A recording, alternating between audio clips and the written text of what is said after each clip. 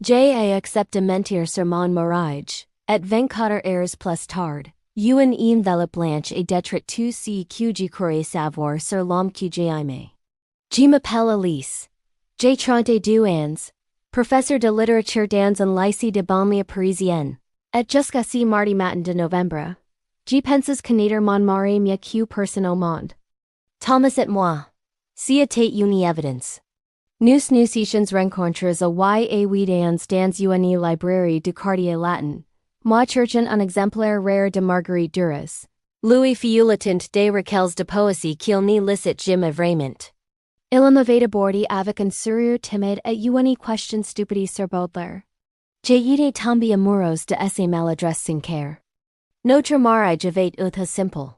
Une petite cérémonie à la mairie du 8e arrondissement, nous plus proches amis, moments en larmes de joie. Son père nous regardant avec cette fierté barou qui le caractérisait. Pas de grande fête. Pas de stress. Just nous deux. Nous permettant el honnêteté et la fidélité devant un fonctionnaire désinteressé. Septans de bonheur tranquille. Des dimanches au marché. Des soirées vin rouge et vinyle. Des vacances en Bretagne. Où nous marchons pieds nous sur la sable froid. Thomas travaillait comme architecte dans un cabinet repute. Moi je corrigeais des dissertations sur Flaubert en buvant trop de th. Nous parlions de tout. De nos journées. De nos frustrations. De nos rêves d'avoir un enfant et une maison avec un jardin.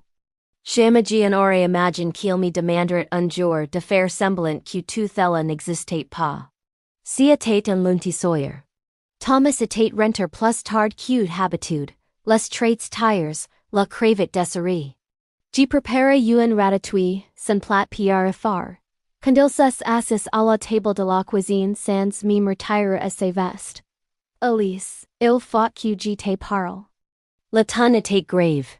Mon cœur se serrait immédiatement. J'ai éteint le feu sous la casserole. Qu'est-ce qui se passe? C'est no bien. Dios. Il regarde ses mains d'architecte que j'ai aimé tang, capables de designer des immeubles entiers, et de caresser mon visage avec une douceur infinie. Mon père est mourant. Le choc. Pierre son père. Ce homme stoïque qui nous rendait visite, chaque premier dimanche du mois. Toujours ponctuel. Toujours digne dans son costume anthracite. Cancer du pancréas, state Evans. Quelques semaines Peter quelques jours. Mon Dieu Thomas. J'ai voulu le prendre dans mes bras. Mais il m'a arrêté d'un geste. Attends. Il y a autre chose.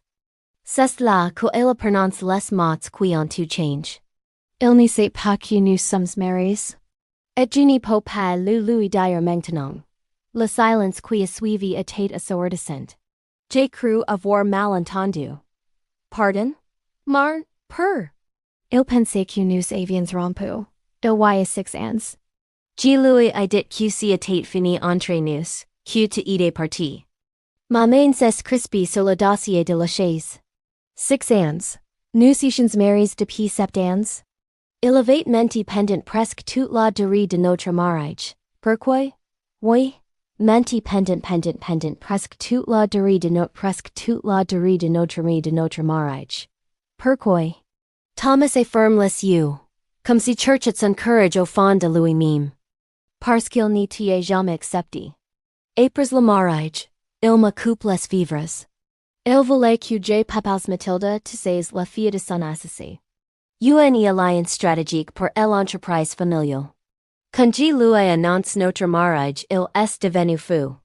Il m'a dit que j'avais gch ma vie, que tu en étais qu'une institutrice sans avenir, que je le regretterais. Chaque mot était une gaifole. Institutrice. Sans avenir. Des mots que son père avait prononcés, mais que Thomas avait gardé secrets pendant des années. Alors tu lui as dit que nous avions divorcé? Je voulais que le garcirait. Il était malade même à l'époque. Son cœur était fragile. Je pense que c'était plus simple. Que ne changerait rien pour nous. Que ne changerait rien? Ma voix tremblait. Tu as effacé notre mariage, Thomas. Tu m'as effacé. Cite plot elise. Ces you attant suppliants. Il vi mourir. Mourir. Mourir. J'y dois aller le voir, passer ces derniers jours avec lui. Mais si devines avec moi, si on continue à vivre normalement, il saura que j'ai menti. Je n'y veux pas qu'il me me détestant. J'ai accepte. J'ai pourquoi j'ai accepte. Peter par amour. Peter par la charité. Peter parce que je ne savais pas encore dire non à cet homme. Le lendemain, Thomas est parti pour Bordeaux, au son pour état hospitalis. Moi je suis resté à Paris, dans notre appartement qui semblait soudain trop grand, trop silencieux. J'ai appelé mon lycée pour prendre quelques jours de congé, prétextant une urgence familiale. L'ironie de cette excuse ne me pas cap. J'ai passé la matinée à tourner en rond, incapable de me concentrer sur quoi que ce soit. J'ai regardé nos photos de mariage, nos albums de vacances, tous ces souvenirs qui prouvent que nous existons, que nous étions réels. Mais pour pire, j'ai été un fantôme, une histoire terminée. C'est un début d'après-midi que la sonnette a retenti. Le facteur tenant une enveloppe blanche, épaisse avec un cachet officiel. Recommande pour Madame Elise Moreau. Mon nom de jeune fille. Pas celui que j'ai porté depuis 7 ans. Pas Madame Elise Beaumont. J'ai sign. Les mains tremblantes sans savoir pourquoi. L'enveloppe portait l'entrée d'un cabinet d'avocats de Bordeaux. Maitre du frein assise. Mon cœur battait si fort que j'entendais le sang pulser dans mes tempes. L'intérieur, plusieurs documents. Une lettre manuscrite. Et tout s'est effondré. Madame Moreau, nous vous écrivons au nom de notre client, Monsieur Pierre Beaumont, concernant des dispositions testamentaires qui vous concernent directement. Monsieur Beaumont, conscient de la gravité de son état de santé, a souhaité rectifier une injustice qu'il a commise il y a plusieurs années envers vous et son fils Thomas.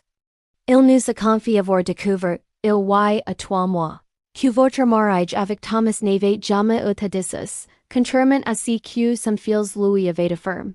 Cette découverte est profondément affectée, et la conduit à reconsidérer ses positions et ses erreurs passées. Si I joint, vous trouverez une lettre personnelle qu'il a rédigée à votre attention. Mes doigts tremblants en ouvrant la seconde enveloppe. L'écriture était tremblante, maladroite, celle d'un homme affaibli par la maladie. Chère Elise, je ne sais pas si vous me pardonnerez un jour.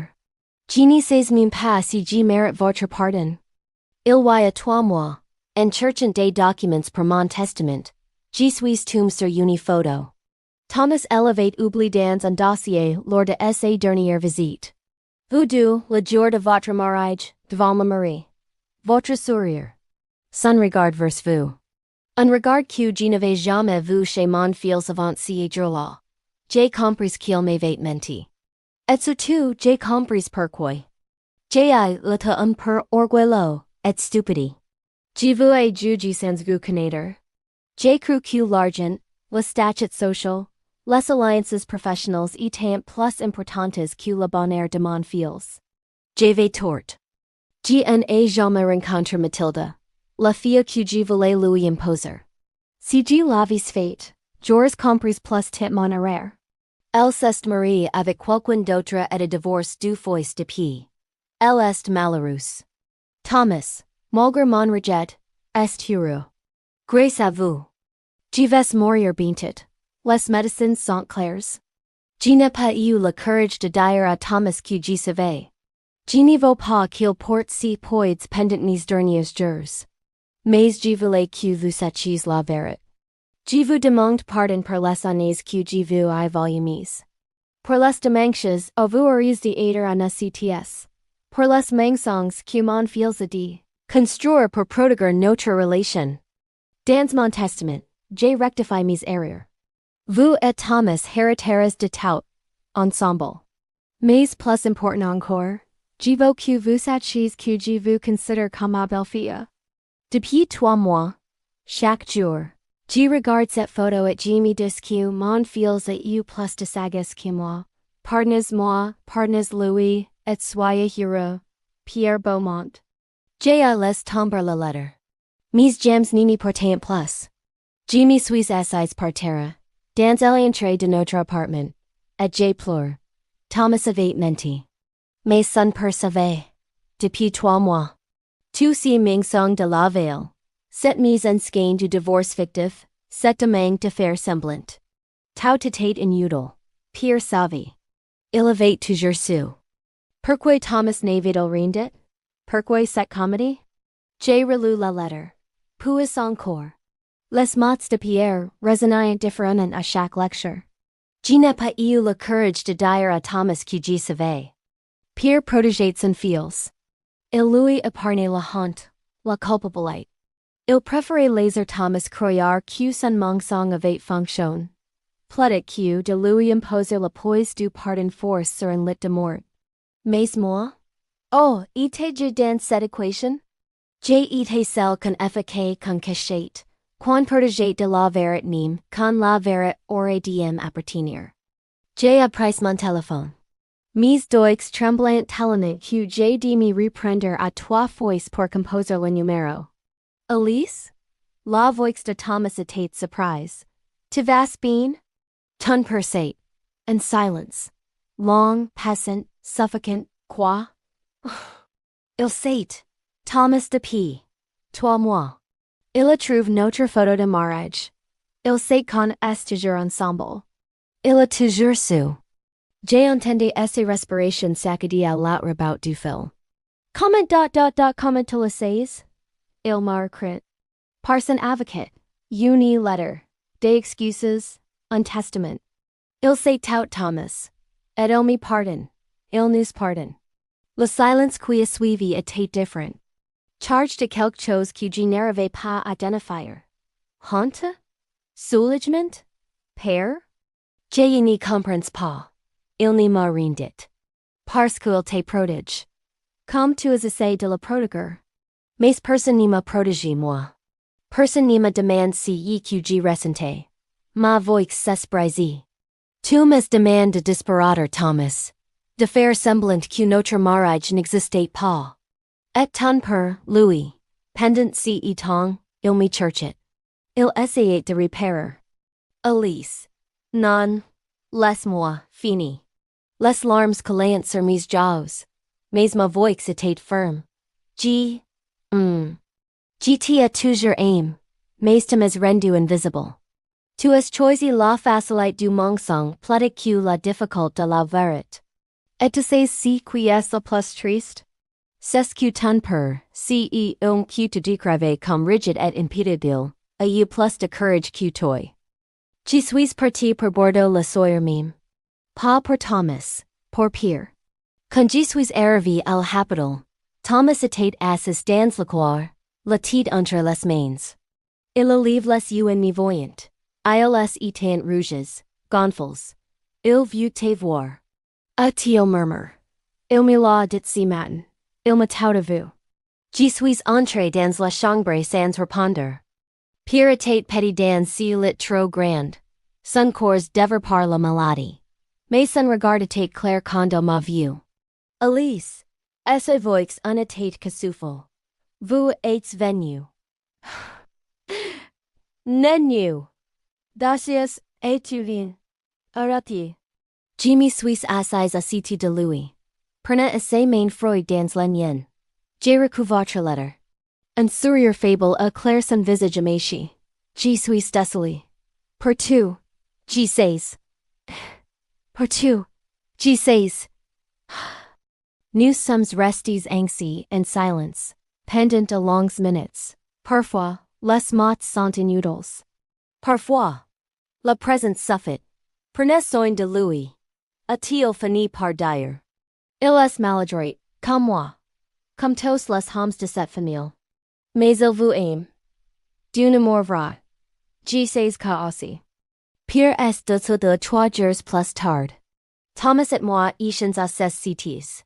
J'ai tenu la main de mon mari pendant que son père éteignait doucement. Et pour la première fois depuis des années, je me suis senti complète. Pas catchy. Pas effacé. Pas assis. Pas première fois depuis des années. Je me suis senti complete. Pas quelque footnotamat blet. Just là, à ma place. Les funérailles ont eu lieu sous une pluie fine. J'ai été debout à cité de Thomas, esse main dans la mienne. Donc tous les assassins, les amis, la famille. Plus de mensonges. Plus de divorce fictif. Voici ma famille disent-la chacun. Nous sommes mariés depuis 7 ans. Chaque fois qu'il prononce ces mots, je sentais quelque chose se repérer en moi. Le soir, dans la maison familiale que nous devions trahir, je retrouve la photo. Celle du mariage. Pierre l'avait fait encadrer et placé sur son bureau. C'était un post-it avec son écriture tremblante. Mon fils et sa femme. Mes plus grands fears. Thomas pleure en la voyant. Moi aussi. Aujourd'hui, quand je repense à cette semaine étrange, je n'y ressens plus de colère. Juste une tristesse douce pour tout ce temps perdu. Pour ces dimanches au Pierre aurait pu nous rendre visite. Pour ces conversations que nous aurions pu avoir. Thomas et moi avons appris quelque chose d'essentiel. Les mensonges. Même ceux qu'on dit par amour finissent toujours par révéler des vérités plus profondes. Il m'a fallu une lettre d'une mourante pour comprendre que parfois, ce sont ceux qu'on croit nos ennemis qui voient le plus clairement que nous sommes vraiment. Pierre ne m'a jamais connu de son vivant. Mais dans ces derniers mois, il m'a reconnu. Et que, personne ne pourra jamais me l'enlever. Le divorce qu'on a demandé de finder n'a jamais existé. Mais la réconciliation, elle est réelle. Tardive, douloureuse, mais réelle. Et c'est Peter que, finalement, le vrai courage. Accepter qu'on se trompe, mean qu'on n'a plus le temps de tout repérer. Je garde précieusement la lettre de Pierre dans le tiroir de ma table de nuit. Parfois, les soirs où le doute me prend, je la relise. Elle me rappelle que l'amour véritable ne se cache pas. Qu'il mérite d'exister au grand jour, avec tous ses défauts, toutes ses imperfections. Thomas a change. Moi aussi. Nous parlons maintenant. Vraiment. Sans filters. Sans mensonges protecteurs. Et chaque premier dimanche du mois, nous allons sur la tombe de Pierre, avec des fleurs fraîches et une photo de nous. Celle qu'il a retrouvée. Celle qui a tout change. Je lui parle parfois. Dans le silence du cimetière. Je lui reconnais nos travail, nos projets, nos espoirs d'avoir un jour un enfant qui portera son prénom. Et je crois j'aime croire. Que quelque part, il nous écoute. Qu'il s'arrête en voyant son fils enfin libéré du poids du mensonge. Qu'il est fier de nous. De nous deux. Ensemble. Enfin visibles.